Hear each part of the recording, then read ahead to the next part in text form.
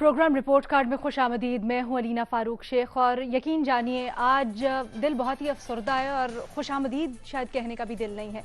मकबूजा कश्मीर की नीम खुद मुख्तार हैसियत, उसके खुसूसी हैसियत को ख़त्म करने के भारत के इक़दाम को, जाबिराना इक़दाम को 1 साल मुकम्मल हो गया है। आज पाकिस्तान भर में कश्मीरियों से इजहार यकजहती के लिए यौम इस्तेहसाल मनाया गया। मकबूजा कश्मीर के सख्त मुहासरे को 1 साल मुकम्मल होने को आ गया है। यौम इस्तेहसाल के मौके पर एहतजाज के डर से मोदी हुकूमत ने कश्मीर में पहले ही सख्त लॉकडाउन नाफिज कर दिया था। सरहदों की दोनों जानिब आज खासा तनाव देखा जा रहा है। दूसरी जानिब विफाकी काबीना ने पाकिस्तान के नए नक्शे की मंजूरी दे दी है। इस नए नक्शे में मकबूजा कश्मीर को पाकिस्तान के नक्शे का हिस्सा बनाया गया है और नया नक्शा अक़वाम मुत्तहिदा में पेश किया जाएगा। इससे मुताल्लिक भी अपने एनालिस्ट की राय जानेंगे। ये जो पॉलिटिकल मूव है इस पर वो क्या राय रखते हैं। खैर, यौम इस्तेहसाल कश्मीर के मौके पर आज़ाद कश्मीर की कानून साज असम्बली से खिताब करते हुए वज़ीर आज़म पाकिस्तान इमरान खान साहब ने कहा कि आज़ाद कश्मीर असम्बली और कश्मीरियों को एतमाद से ये कहना चाहते हैं कि कश्मीर का मामला हर फोरम पर उठाते रहेंगे। दूसरी जानिब वज़ीर ख़ारजा शाह महमूद कुरैशी ये कहते हैं कि मकबूजा कश्मीर पर हमारा मौक़िफ़ तब्दील नहीं हुआ और हमारी मंजिल श्रीनगर है। इस मौके पर दीगर सियासी जमातों ने भी कश्मीरियों से इजहार यकजहती किया। ताहम आलमी सतह पर पाकिस्तान के इक़दाम को कैसे देखा जा रहा है, इस पर हमने सवाल अपने एनालिस्ट के सामने कुछ यूं रखा है कि अक़वाम मुत्तहिदा कश्मीर के मामले पर रेफरेंडम करवाने के लिए आमादा होगी, हाँ या नहीं के ऑप्शन है हमारे एनालिस्ट के पास।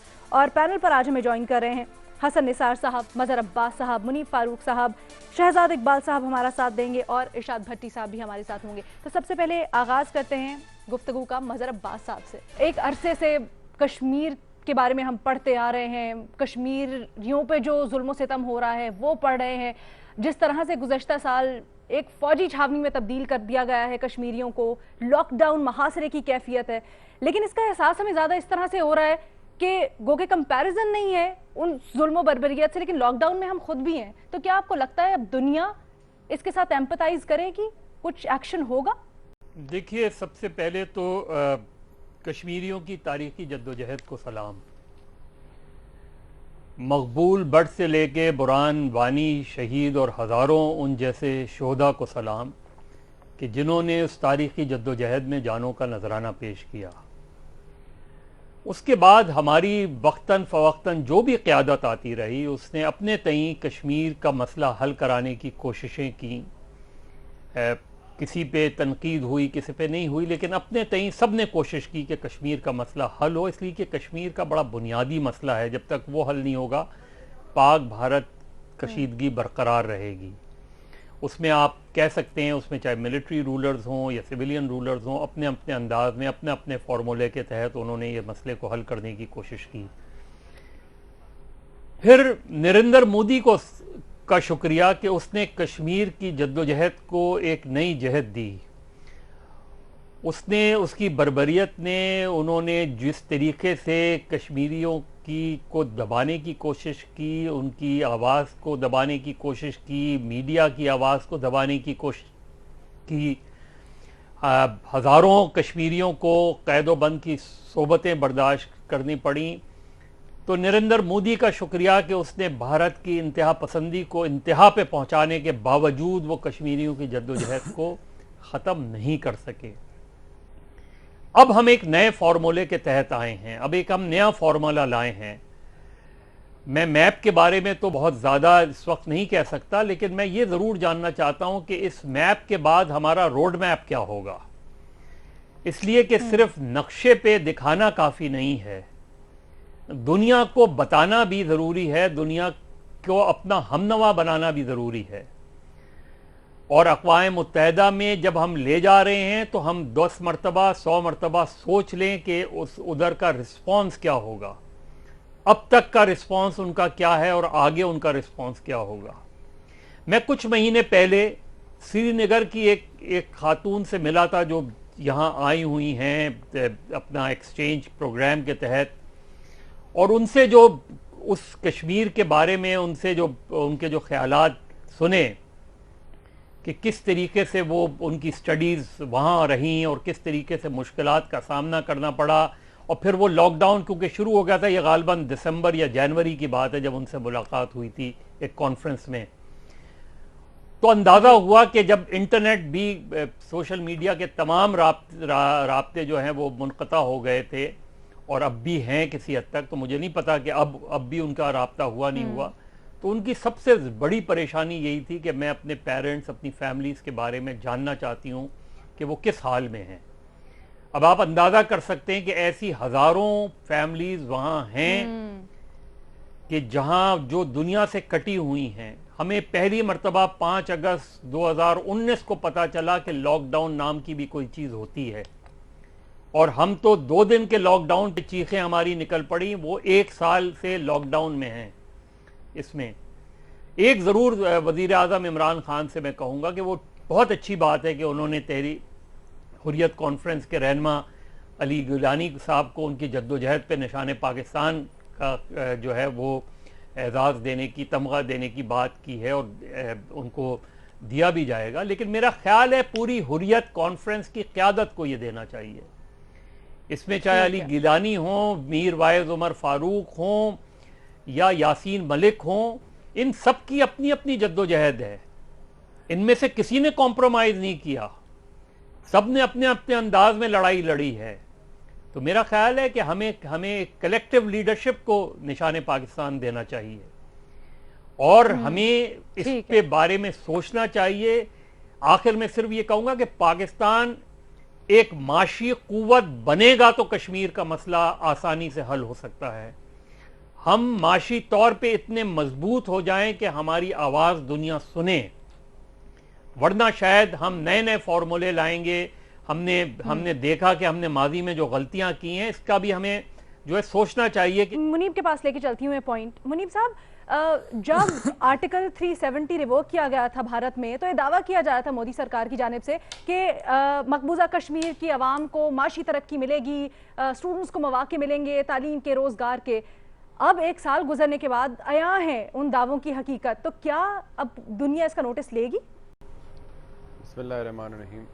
देखिए, पहले तो इजहार यकजहती बहसीत एक पाकिस्तानी के तमाम कश्मीरी अवाम के साथ बड़ी रेजिलियंट कौम है, और हम अंदाज़ा भी नहीं लगा सकते कि उन्होंने पिछली इन दहाइयों में कितना सफ़र किया है। हम सिर्फ़ किताबें पढ़ते हैं या ख़बरें हमें मिल जाती हैं, लेकिन जो उन्होंने सफ़र किया है शायद वही जान सकते हैं, या उनकी जो जनरेशन जिससे गुजरी है। आपका सवाल था कि कोई फ़र्क पड़ेगा, या आपका बुनियादी सवाल है कि अक़वाम मुत्तहिदा रेफरेंडम कराएगा। बदकिस्मती से मेरा जवाब नफ़ी में है, ऐसा कुछ भी नहीं होगा बदकिस्मती से। उसकी एक वजह यह है कि ये जो पॉलिटिकल मैप पाकिस्तान ने जारी किया है, ये बड़ी अच्छी काविश है पाकिस्तान की तरफ से। सिम्बॉलिकली इसका बड़ा ज़बरदस्त बात है पाकिस्तानी अवाम के लिए, हम सब के लिए, इवन कश्मीरी अवाम के लिए शायद उन्हें ये बात अच्छी लगे। भारत ने पिछले साल कर दिया था, अक्टूबर के अंदर उन्होंने भी अपना एक पॉलिटिकल मैप जारी कर दिया था। सवाल ये है कि क्या यूनाइटेड नेशंस इस मैप को एक्सेप्ट करेगी? अगेन मेरा जवाब तो यही है कि नहीं, बिल्कुल नहीं करेगी। जहाँ तक बात है कि रेजोल्यूशंस की कि उनके तहत हल होगा, देखिए मुस्लिम उम्मा की जो तारीख़ हसन निसार साहब हमें बताते हैं और उनकी हकीकत और असलियत वो जानने के बाद और उनके हसन निसार साहब की तरफ से सुनने के बाद, सिवाय चंद ममालिक के जिन्होंने पाकिस्तान का साथ इस पूरे मामले पे या कश्मीरी अवाम का साथ कम से कम एज अ जेस्चर भी दिया है, उसके अलावा तो मुझे कुछ नज़र नहीं आती। अभी मदर अब्बास साहब ने फरमाया कि पाकिस्तान अगर मुआशी कुव्वत नहीं बनेगा तब तक, उस वक्त तक हम कश्मीर का मसला एटलीस्ट किसी स्ट्रॉन्ग फुटिंग पे खड़े होकर हल करने के या हल करवाने के लिए जद्दोजहद भी शायद नहीं कर सकते। ये बात दुरुस्त है। पाकिस्तान, आप देखिए कश्मीरी अवाम का जो उनकी एग्नी है, जो उनकी प्लाइट है, हमने वो देखी है, तारीख़ में पढ़ा है, आज भी देख रहे हैं।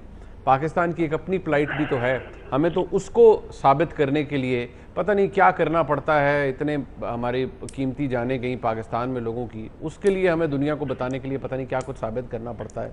लिहाजा मुझे कोई उम्मीद अपनी ये जो सो कॉल्ड मुस्लिम उम्मा है इससे तो कोई नहीं है। इनके अपने बड़े स्ट्रेटिजिक इंटरेस्ट हैं, फाइनेंशियल इंटरेस्ट हैं। कश्मीर को ये एज एन इशू मेरा नहीं ख्याल कभी इसके ऊपर उतने सीरियसली डिबेट भी करेंगे। Debate कर हाँ सकेंगे। नहीं कर सकेंगे और कभी उनकी प्रायोरिटी होगा भी नहीं। उनके billions and trillions of dollars की इन्वेस्टमेंट्स हैं, स्ट्रेटेजिक एग्रीमेंट्स हैं, उनको क्या पड़ी है वो कश्मीर के लिए इस हद तक जाएं। और उसकी मैं दोबारा कहूँगा कि जो उसकी हकीकत हमेशा हमें हसन निसार साहब बताते हैं, तो मुझे कोई उम्मीद नहीं है। पाकिस्तान ने ये किया है, बहुत अच्छा किया है हमारे लिए। हमारी एक पोजीशन हमने रीइटरेट की है, क्लेम को ज़्यादा क्लैरिफाई कर दिया, एंडोर्स कर दिया है। उसके अलावा बदकिस्मती से मुझे इसका कुछ इम्पैक्ट होता हुआ नज़र नहीं आता। कल आरिफ अलवी साहब का एक बयान चल रहा था कि अगर अक़वाम मुत्तहिदा इस नक्शे को मान ले तो मसला कश्मीर हल हो जाए। अगर इतना ही आसान होता तो फिर तो ये बहुत पहले हो जाना चाहिए था और बड़ा आसानी से हल आ जाता। अच्छा है, हमारे लिए अच्छा है, सिंबॉलिक है, but nothing more than that. Hasan Nisar साहब। देखिए, मुनीब साहब ने बड़ी खूबसूरती से समअप कर दिया है, कंक्लूड कर दिया है। आखिरी और हतमी बात इस मौजू पे जो कर दी है, वो इकबाल ने मुद्दतों पहले कहा था, है जुर्म ज़ईफ़ी की सज़ा मर्ग मफाजात। मगर अब्बास साहब ने भी जो इकॉनमी ये वो जिक्र किया। देखें, पहली बात तो ये है कि अपने वज़ीर ख़ारजा को समझाएं कि कश्मीर की अवाम नहीं, कश्मीर के अवाम होते हैं। उनका जेंडर ना तब्दील करें, जो सही मानों में मर्दाना वार अपनी आज़ादी की जंग लड़ रहे हैं। एक बात। दूसरा ये है कि इस यौम इस्तेसाल कश्मीर पे जारी किया गया जो नक्शा है बहुत खूबसूरत है, लेकिन काश इसमें मशरकी पाकिस्तान भी शामिल होता। रह गया अक़वाम मुत्तहिदा। इसमें अक़वाम का लफ्ज़ एक तोहमत है, इल्ज़ाम है, एक जुगत है। मैं गाली नहीं कहता, एक जुगत है अक़वाम मुत्तहिदा। और जो दो चार मैटर करते हैं वही हैं, बाकी तो ऑल्सो रैंड टाइप हमी खानापुरी है। और इस इदारे की तारीख ये है कि ये ज़रा थोड़ा बेहतर फॉर्म है लीग ऑफ नेशंस की। ये इदारा जागता कम और सोता ज़्यादा है। जागेगा तो फिर रेफरेंडम कराएगा ना, और इस पे फिर इकबाल से मदद लेते हैं जिसने कहा था, पैवस्ता रह शजर से उम्मीदे बहार रख। इसमें मैंने एक जुमला हमेशा ऐड किया है कि शायरी में गुंजाइश नहीं थी, वरना अल्लामा इकबाल भी ये कह देते कि हुजूर जिंदा दरख्तों से पैवस्ता रहो तो उम्मीदे बहार रखो। अ डेड ट्री, जैसे दीमक खा गई हो और वो ढांचा खड़ा हो, तना खड़ा हो, एक मुर्दा दरख्त से उम्मीदे बहार। बहरहाल आप रखना चाहें तो अच्छी बात। ठीक है जी, यही गुफ्तगू जारी रखेंगे एक छोटी सी ब्रेक के बाद।